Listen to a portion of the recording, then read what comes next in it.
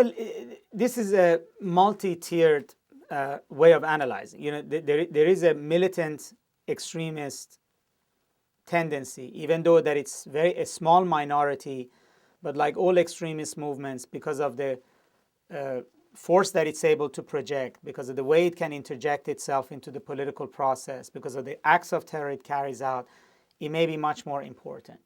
There is a political, social level of participation. You have political parties, you have syndicates, you have unions, you have civil society organizations that toe what is called the fundamentalist line, believe in a form of government that is based on religious law or Islamic government, want much more religiosity in the public life and politics of the Muslim world.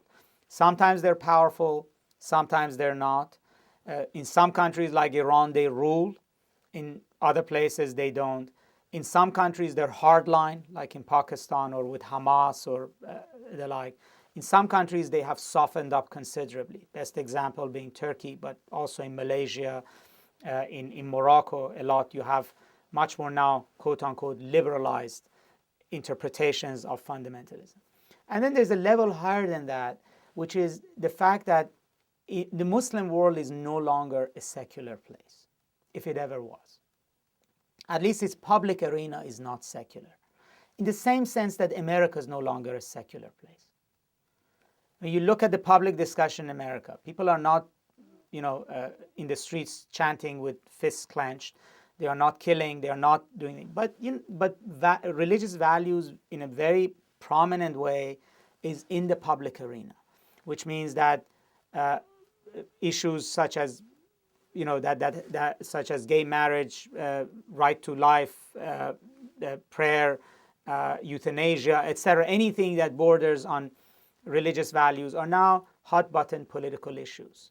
And there is actually a very strong pressure, even in the United States, to much more blur the boundaries between church and state, from prayer in school, having tablets with the 10 Commandments in courthouses, etc., etc. This wouldn't have happened in the 60s, in the 70s in America. So something happened. Either America became religious or religion was there and it just came into public life.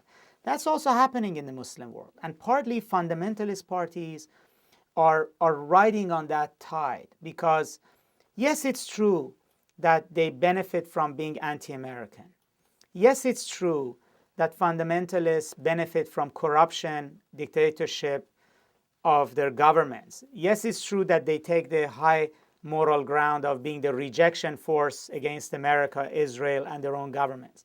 But they also benefit from speaking the language of politics that many Muslims sympathize with, in the same way that many average Americans listen to certain politicians and they just like what they hear.